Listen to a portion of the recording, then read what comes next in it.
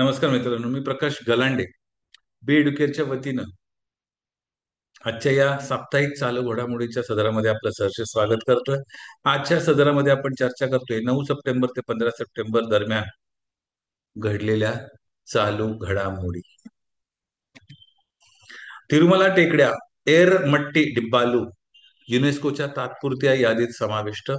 आंध्र प्रदेशातील तिरुमला टेकड्या आणि एरमट्टी डिब्बालू लाल वाळूच्या टेकड्या युनेस्कोच्या जागतिक वारसा स्थळांच्या तात्पुरत्या यादीत समाविष्ट झाले आहेत. 1500 एकरांवर पसरलेले हे राष्ट्रीय भूवारसा भूवारसा स्मारक पर्यटन व चित्रीकरणामुळे धोक्यात असून त्याच्या संवर्धनाची गरज आहे. विशाखा मुळे यांची आदित्य बिर्ला कॅपिटलच्या व्यवस्थापकीय संचालक आणि मुख्य कार्यकारी अधिकारीपदी नियुक्ती. विशाखा मुळे यांची 1 सप्टेंबर 2025 पासून 5 वर्षांसाठी आदित्य बिर्ला कॅपिटलच्या एमडी व सीईओ पदावर नियुक्ती झाली आहे. त्यांच्या कार्यकाळात डिजिटल परिवर्तन, ग्राहक केंद्रित सेवा, आर्थिक समावेशन यावर भर देण्यात आला असून 4500 कोटीहून अधिक निधी उभारून कंपनीची भांडवली व डिजिटल क्षमता मजबूत करण्यात आली. भारत 2027 मध्ये 5वा कोस्ट गार्ड शिखर परिषद आयोजित करणार आहे. 5वी कोस्ट गार्ड शिखर परिषद आयोजित करणार आहे. भारत 2027 मध्ये चेन्नई येथे 5वी कोस्ट गार्ड ग्लोबल समिट म्हणजे शिखर परिषद आयोजित करणार असून ती भारतीय तटरक्षक दलाच्या सुवर्ण महोत्सवी वर्ष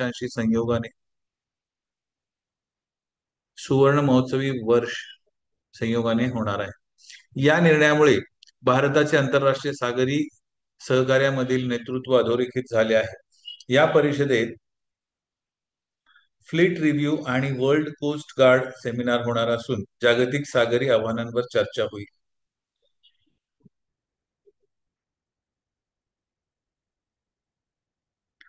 भारत 2025 मध्ये 89वी आयईसी महासभा आयोजित करणार आहे. भारत 15 ते 19 सप्टेंबर 2025 दरम्यान नवी दिल्लीतील भारत मंडपम येथे आयईसीच्या 89वी महासभा आयोजित करणार आहे. या परिषदेत 100 पेक्षा जास्त देशातील 2000 तज्ज्ञ सहभागी होणार असून शाश्वत आणि विद्युत आधारित जगा विद्युत आधारित जगासाठी जागतिक मानकांवर चर्चा होईल. भारत एलबीडीसी मानकीकरणासाठी जागतिक सचिवालय म्हणून कार्यरत आहे. अमित शहा यांनी गांधीनगर येथे 5वे राजभाषा संमेलन उद्घाटन केले. केंद्रीय गृहमंत्री अमित शहा यांनी गांधीनगरमध्ये 5वे अखिल भारतीय राजभाषा संमेलनाचे उद्घाटन केले. त्यांनी हिंदीसह मातृभाषेचा आदर आणि प्रादेशिक भाषांचा प्रचार करण्याचे आवाहन केले आहे. सारथी प्लॅटफॉर्म व हिंदी शब्द सिंधुकोश यांसारख्या उपक्रमांचा उल्लेख केला. संमेलनात 7,000 पेक्षा अधिक केंद्रीय अधिकारी सहभागी होऊन हिंदी व प्रादेशिक भाषांमध्ये सामंजस्य वाढवण्यावर भर दिला. भारताने स्वित्झर्लंडला हरवून 2026 डेव्हिस कपसाठी पात्रता मिळवली. भारताने स्वित्झर्लंडला 3-1 ने हरवून 2026 डेव्हिस कप क्वालिफायर्ससाठी पात्रता मिळवली. सुमित नागलच्या विजयाने हा ऐतिहासिक निकाल निश्चित झाला. हा भारताचा युरोपमधील युरोपियन राष्ट्राविरुद्ध पहिला विजय असून स्वित्झर्लंड 2026 प्ले ऑफसाठी रेलेगेट झाला आहे. सॉरी. आंतरराष्ट्रीय लोकशाही दिन 2025 थीम इतिहास आणि महत्व. आंतरराष्ट्रीय लोकशाही दिन 2025 दरवर्षी 15 सप्टेंबर रोजी साजरा केला जातो. या वर्षीची थीम आहे लैंगिक समता साध्य करणे, कृतीतून कृती. दिवस मानवाधिकार, नागरिक सहभाग, समावेशी शासन आणि लैंगिक समता यांना प्रोत्साहन देतो आणि लोकशाही संस्था मजबूत करण्यासाठी जागरूकता वाढवतो. ग्रेट निकोबार आयलँड प्रोजेक्ट भारताच्या आग्नेयेकडील बेटाचे रूपांतर. प्रधानमंत्री नरेंद्र मोदी यांनी ग्रेट निकोबार आयलँड प्रोजेक्टची माहिती दिली, ज्यामुळे हे बेट भारतीय महासागर क्षेत्रातील प्रमुख समुद्री व हवाई संपर्क केंद्र बनेल. 72,000 कोटींच्या प्रकल्पात आंतरराष्ट्रीय कंटेनर टर्मिनल, विमानतळ, ऊर्जा संयंत्र आणि टाउनशिप यांचा समावेश आहे. हा प्रकल्प सुरक्षा क्षमतांना बळकटी देत आर्थिक व पर्यावरणीय संतुलन राखेल. गोव्यात ऐतिहासिक 10वा आयुर्वेद दिन जागतिक पातळीवरील सहभागासह साजरा केला जाणार आहे. गोव्यात 23 सप्टेंबर 2025 रोजी 10वा आयुर्वेद दिन AIIA येथे साजरा केला जाणार आहे. थीम आहे लोक आणि ग्रहासाठी आयुर्वेद. केंद्रीय मंत्री प्रतापराव जाधव यांनी आयुर्वेदच्या मानव आणि पर्यावरणासह शाश्वत आरोग्य महत्वावर महत्वावर भर दिलाय. या वर्षापासून हा दिवस निश्चित तारखेला साजरा होणार आहे, ज्यामुळे जागतिक पातळीवरील प्रसार वाढेल. बैराबी सैरांग रेल्वे मार्गाने आयझॉलशी जोडले जाणार. प्रधानमंत्री नरेंद्र मोदी उद्या 8,000 कोटींच्या बैराबी सैरांग रेल्वे मार्गाचे उद्घाटन करणार आहेत, ज्यामुळे आयझॉल पहिल्यांदा भारतीय रेल्वे नेटवर्कशी जोडले जाईल. हा 51 किलोमीटरचा मार्ग व्यापार, पर्यटन आणि आर्थिक विकास वाढवेल. तसेच आयझॉल दिल्ली राजधानी, सैरांग कोलकाता आणि सैरांग गुवाहाटी एक्सप्रेस या 3 नवीन ट्रेन सेवा सुरू होतील. नेपाळला पहिली महिला पंतप्रधान मिळणार. सुशीला कार्की अंतरिम नेते म्हणून नियुक्त. माजी मुख्य न्यायाधीश सुशीला कार्की नेपाळची पहिली महिला पंतप्रधान होणार आहेत. भ्रष्टाचार विरोधी म्हणून ओळखल्या जाणाऱ्या कार्की अंतरिम नेते म्हणून पुढील 6 ते 12 महिन्यात निवडणुकांकडे नेपाळला मार्गदर्शन करतील. ही नेमणूक तरुण चळवळीच्या मागण्यांमुळे ऐतिहासिक बदल ठरली आहे. भारताने पॅलेस्टाईन 2 राज्य समाधानावर UNGA ठरावाला समर्थन दिले. भारताने इस्रायल पॅलेस्टाईन संघर्षावर 2 राज्य समाधानाला समर्थन देणाऱ्या UNGA ठरावास समर्थन दिले. हा ठराव फ्रान्स आणि सौदी अरेबियाच्या नेतृत्वाखाली पार पडला. भारताने सुरक्षित इस्रायल सोबत शांततेत सहअस्तित्व करणाऱ्या स्वतंत्र पॅलेस्टाईनसाठी आपले समर्थन पुन्हा पुष्टी केले.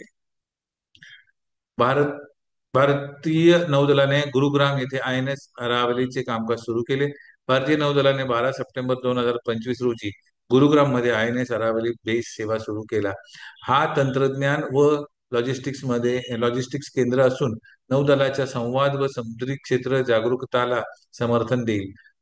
सामुद्रिक सुरक्षाया सहयोगम या घोषवाक्याखाली हा बेस भारताच्या महासागर धोरणासाठी आणि भारतीय महासागर क्षेत्रातील सुरक्षा भागीदार म्हणून भूमिकेस महत्त्व देतो.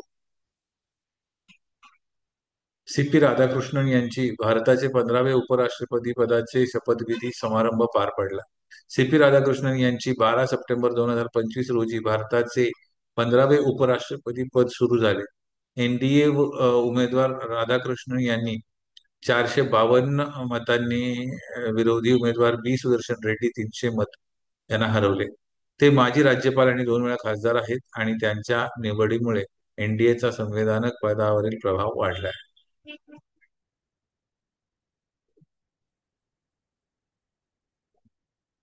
नमो भारत भारताची सर्वात वेगवान ट्रेन बनली. नमो भारत भारताची सर्वात वेगवान ट्रेन बनली असून दिल्ली मेरठ RRTS कॉरिडॉरवर ती 160 किलोमीटर प्रति तास वेगाने धावते. योजना केलेल्या 82.15 किलोमीटर मार्गातील 55 किलोमीटर ही ट्रेन पूर्ण करते आणि दिल्ली ते मेरठ एका तासाखाली जोडते,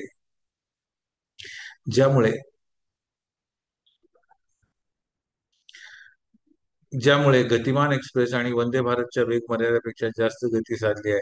ट्रेन्समध्ये आधुनिक तंत्रज्ञान जसे की ATP, ATC आणि ATO आहे आणि 36 कार सेट्स दर 15 मिनिटांनी धावतात. येणाऱ्या मेरठ मेट्रोसह एकत्रितपणे नवभारत क्षेत्रीय रॅपिड ट्रान्झिटमध्ये सुलभ आणि उच्च गती कनेक्टिव्हिटीद्वारे क्रांती घडवते. आचार्य देवव्रत यांना महाराष्ट्राचे अतिरिक्त राज्यपाल पद मिळाले. आचार्य देवव्रत सध्या गुजरातचे राज्यपाल यांना महाराष्ट्राचे अतिरिक्त राज्यपाल पद सोपवले गेले आहे. हे ठराव माजी राज्यपाल CP राधाकृष्णन यांनी भारताचे उपराष्ट्रपती बनल्यानंतर राजीनामा दिल्यामुळे झाले आहे. नैसर्गिक शेती आणि सामाजिक मोहिमांसाठी ओळखले जाणारे देवव्रत आता गुजरात आणि महाराष्ट्र या दोन्ही राज्यांचे राज्यपालीय कार्य नवीन नेमणूक होईपर्यंत सांभाळतील. मनमोहन सिंग यांना आर्थिक क्षेत्रातील पी व्ही नरसिंहराव पुरस्कार मृत्यूनंतर प्रदान करण्यात आला. माजी पंतप्रधान आणि प्रसिद्ध अर्थतज्ञ डॉक्टर मनमोहन सिंग यांना भारताच्या आर्थिक रूपांतरणातील महत्वपूर्ण योगदानासाठी मृत्यूनंतर पी व्ही नरसिंहराव स्मृती आर्थिक पुरस्कार प्रदान करण्यात आला आहे. हा पुरस्कार पी व्ही नरसिंहराव स्मृती फाउंडेशन PVNMF यांनी सुरू केला असून त्याचे सादरीकरण मोंटेक सिंग अहलुवालिया यांनी केले आणि तो सिंग यांच्या पत्नी गुरुशरण कौर यांनी प्राप्त केला. या कार्यक्रमास PVNMF अध्यक्ष रामचंद्र मूर्ती आणि महासचिव मधम चेट्टी अनिल कुमार यांच्यासह इतर उपस्थित होते. लॅरी एलिसन यांनी एलॉन मस्कला मागे टाकून जगातील सर्वात श्रीमंत व्यक्ती बनले. ओरॅकलचे सहसंस्थापक लॅरी एलिसन यांनी एलॉन मस्कला मागे टाकून जगातील सर्वात श्रीमंत व्यक्ती बनले. त्यांच्या संपत्तीची रक्कम 395.7 अब्ज डॉलर्स इतकी झाली आहे. ओरॅकलच्या क्लाउड आणि AI तंत्रज्ञानातील वाढ आणि शेअर्समधील 41% उछाल म्हणजे वाढ यामुळे हा बदल घडला, तर टेस्लाच्या शेअर्समध्ये 14% घट झाली. भारताने अंतराळ संशोधनात इस्रोकडून 9 जागतिक विक्रम साधले. भारताने इस्रोकडून अंतराळ संशोधनात 9 जागतिक विक्रम साधले. अध्यक्ष नारायणन यांनी पुढील काही वर्षात आणखी 8 ते 10 विक्रम साधण्याचा उद्दिष्ट जारी केला. इस्रोच्या किफायतशीर तंत्रज्ञान, जलद क्रायोजेनिक विकास आणि राष्ट्रीय सुरक्षा व आर्थिक विकासातील योगदान यावर भर दिला. तसेच 2040 पर्यंत माणूस चंद्रावर उतरण्याचे ध्येय मांडले. ICCने महिला विश्वचषक 2025 साठी विल टू विन मोहिमेची सुरुवात केली. ICCने महिला विश्वचषक 2025 अगोदर विल टू विन मोहीम सुरू केली. यात भारताच्या स्मृती मंधाना आणि हरमनप्रीत कौर यांचा समावेश आहे. ही मोहीम महिला क्रिकेटपटूंच्या प्रेरणादायी प्रवासावर आणि बलिदानावर भर देते. विश्वचषक 30 सप्टेंबर 2025 रोजी गुवाहाटी येथे सुरू होईल आणि अंतिम सामना 2000 नोव्हेंबर रोजी होईल. नासाच्या मार्स रोवरला प्राचीन जीवनाचे सर्वात ठोस संकेत सापडले. नासाच्या पर्सिवरन्स रोवरने मार्सवरील जेजेरो क्रेटरमधील खडकांमध्ये जैविक कार्बन आणि अद्वितीय खनिज साठे शोधले, जे मार्सवरील प्राचीन सूक्ष्मजीव जीवनाचे ठोस संकेत देतात. मात्र जैविक नसलेले प्रक्रियाही हे स्पष्टीकरण देऊ शकतात आणि निश्चित पुरावा नमुन्यांचे सविस्तर विश्लेषणानंतरच मिळेल. भारताची साक्षरता दर 2023-24 मध्ये साक्षरता दर 2023-24 मध्ये 80.9% वर पोहोचली. दर पोचला असं असलं पाहिजे. वर पोचला. 80.9% वर पोचला. केंद्रीय शिक्षण मंत्री धर्मेंद्र प्रधान यांनी जाहीर केले की भारताचा साक्षरता दर 2023-24 मध्ये 80.9% झाला आहे. उल्हास नवभारत साक्षरता कार्यक्रम मध्ये 3 कोटीपेक्षा अधिक शिक्षणार्थी नोंदणीकृत झाले असून 26 भाषांमध्ये सामग्री पुरवली जाते. हिमाचल प्रदेश, त्रिपुरा, मिझोरम, गोवा आणि लडाख पूर्ण साक्षरता गाठली आहे आणि डिजिटल तंत्रज्ञानाचा वापर साक्षरता वाढविण्यास मदत करत आहे. हिमाचलला पूर्ण साक्षर घोषित करण्यात आले. साक्षरता दर 99.3%. हिमाचल प्रदेशला पूर्ण साक्षर राज्य घोषित करण्यात आले असून साक्षरता दर 99.3% आहे, जी राष्ट्रीय सरासरी 95% पेक्षा जास्त आहे, असे मुख्यमंत्री सुखविंदर सिंग सुक्खू यांनी उल्हास मेला 2025 दरम्यान शिमला येथील आंतरराष्ट्रीय साक्षरता दिनानिमित्त जाहीर केले. राज्य विद्यार्थी शिक्षक प्रमाणात प्रथम क्रमांकावर आली आहे आणि सरकारी शाळांना उत्कृष्टतेच्या केंद्रांमध्ये रूपांतरित करण्यासाठी शैक्षणिक सुधारणा राबवण्याची योजना आखत आहे. नेपाळने प्राणघातक तरुण चळवळीनंतर सोशल मीडिया बंदी उठवली. नेपाळ सरकारने हिंसक जेनझी तरुण चळवळी नंतर सोशल मीडिया बंदी उचलली. ही बंदी फेसबुक, एक्स, वाय ट्यूब वर लागू होती.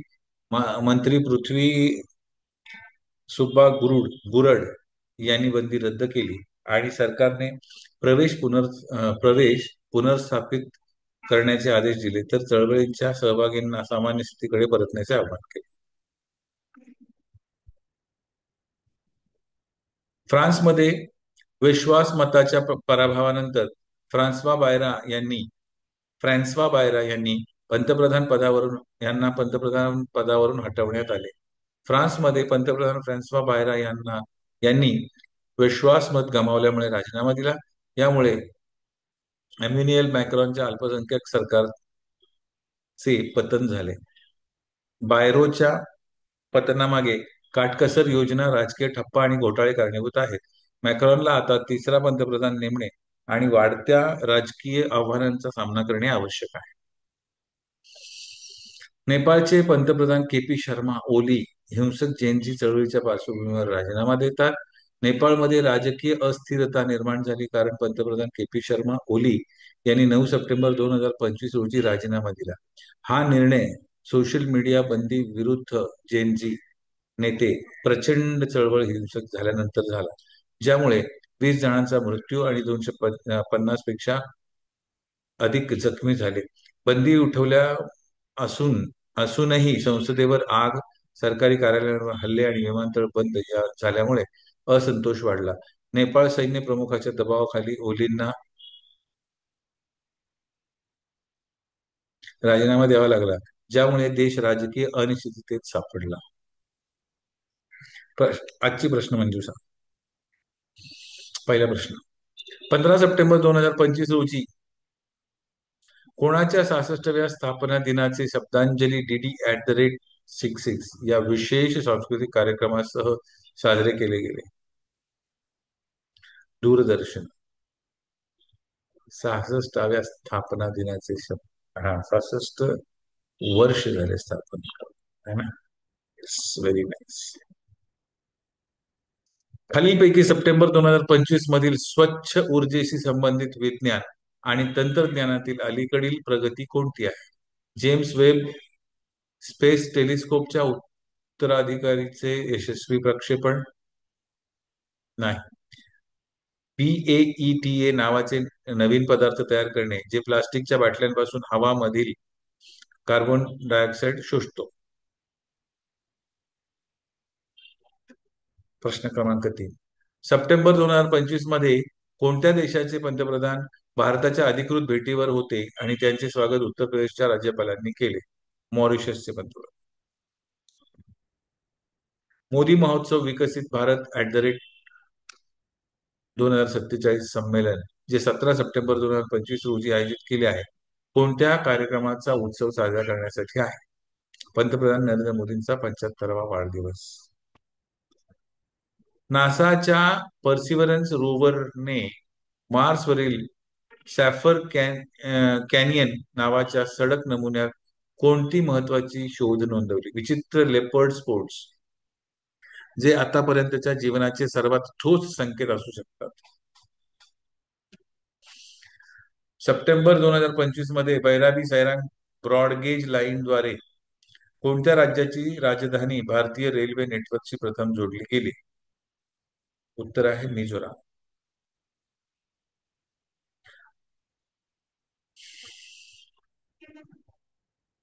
2025च्या ग्लोबल पीस इंडेक्स मध्ये भारताची क्रमवारी काय आहे? मित्रांनो, या प्रश्नाचे उत्तर तुम्हाला कॉमेंट बॉक्स मध्ये द्यायचे आणि नक्कीच तुम्ही उत्तर द्याल असा मला विश्वास आहे. ठीक आहे मित्रांनो, तर आजच्या सदरामध्ये इतकंच. पुन्हा भेटूया साप्ताहिक घडामोडीच्या पुढील सदरामध्ये. तोपर्यंत पाहत राहा एड्युकेअरचा YouTube channel. All the best. धन्यवाद.